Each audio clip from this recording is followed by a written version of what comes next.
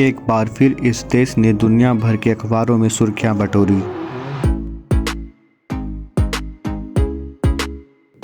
यह एक ऐसा देश है जो अपने 70 साल के आज़ादी में करीब 50 साल मिलिट्री के कंट्रोल में रहा। फॉर्मल आज़ादी मिलने से पहले इनके राष्ट्रपति का कत्लेआम किया गया था।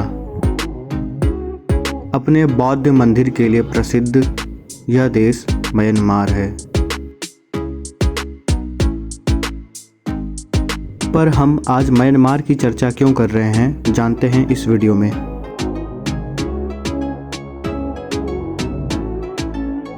म्यांमार की सेना ने तख्ता पलट करने के बाद हाल ही में अपने ही नागरिकों पर कहर बनकर टूट पड़ी है।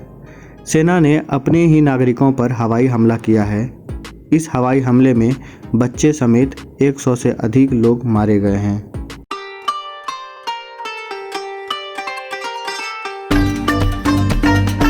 सेना की अपने नागरिकों पर हमला ये कोई पहली बार नहीं है।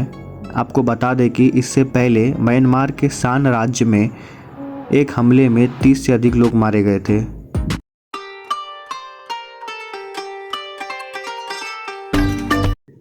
कितना तबाही, और आज तक अमेरिका, यूनाइटेड नेशन जैसे शक्तिशाली संगठन सैंक्शंस के अलावा कुछ नहीं कर पाए हैं। दिन ब दिन लोगों में मिलिट्री के खिलाफ गुस्सा भर रहा है और यह देश एक गृह युद्ध के बहुत करीब है। आखिर ये सब क्यों हो रहा है? मैं आपको बहुत ही सरल शब्दों में इस क्यों का उत्तर दूंगा, जो कि म्यांमार के इतिहास में छुपा है। 1948 से पहले म्यांमार इंडिया की तरह ब्रिटिश रूल में था। जब सेकेंड वर्ल्ड वॉर हुई तो जापान ने म्यांमार पर कब्जा कर लिया था। फिर कुछ लोकल लोगों से बनी आर्मी को यूनाइटेड नेशन और अमेरिका का सपोर्ट मिलता है, जिससे कि वो जापान को हराकर पुनः म्यांमार को आज़ाद करवाया जाता है। जापान से जीत के बाद आन सांग, जो लोकल आर्मी के सरदार थे, उन्हें राष्ट्रपिता का दर्जा मिला और 1947 ईस्वी में उन्होंने एक हिस्टोरिक एग्रीमेंट साइन किया, जिसमें कहा गया था कि म्यांमार देश को सभी धर्म के लोग मिलकर चलाएंगे।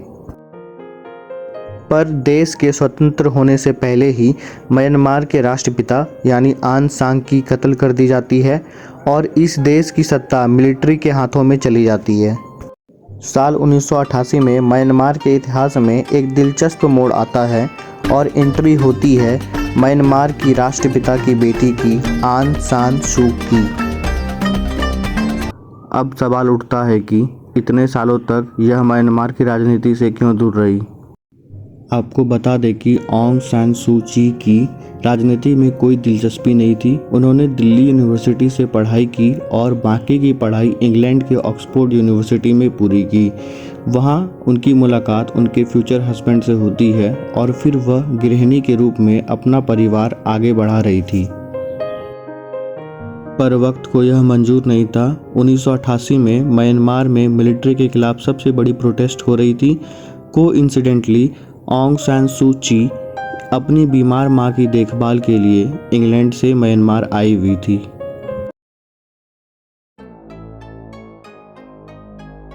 म्यांमार के लोग उनको प्रोटेस्ट लीड करने को कहते हैं और आंग सान सू की ये प्रपोजल एक्सेप्ट कर लेती है, जिससे प्रोटेस्टर को एक नई उम्मीद और हिम्मत मिलती है और मिलिट्री पर एक फेयर इलेक्शन कराने का दबाव भी बढ़ता है। कुछ समय पश्चात खबर आती है कि उनके हस्बैंड कैंसर से पीड़ित हैं और वो बहुत सीरियस हैं, पर वह पति से ना मिलने का फैसला करती है, क्योंकि आंग सान सू की को डर इस बात का था कि अगर वह यूनाइटेड किंगडम अपने पति से मिलने चले जाती है तो मिलिट्री उनको वापस म्यांमार नहीं आने देगी। 1999 में उनके पति की मृत्यु हो जाती है। उन्होंने 11 साल तक अपने पति को नहीं देखा था, इसलिए म्यांमार के लोगों के दिलों में उनकी एक अलग जगह है। मिलिट्री के संविधान पर चलने की बाध्यता की वजह से वह लोगों की उम्मीदों के साथ न्याय नहीं कर पा रही थी। इकोनॉमी काफ़ी निम्न स्तर पर पहुंच चुकी थी। लोग उनसे काफ़ी नाखुश रहने लगे थे। मिलिट्री को यही समय ठीक लगा सत्ता का अपने हाथों में लेने का, यह तख्ता पलट करने का। तख्ता पलट करने के पीछे मिलिट्री ने 2020 में हुए इलेक्शन को जिम्मेदार ठहराया उनका कहना था कि इस इलेक्शन में काफ़ी धांधली हुई है, जैसे कि एक वोटर्स के द्वारा एक से अधिक वोट देना, पर उनकी बातों को इलेक्शन कमिश्नर ने सिरे से नकार दिया था। तो यह थी आज की जानकारी। आई होप आप लोगों को पसंद आई होगी। Thank you for watching and please subscribe for more updates.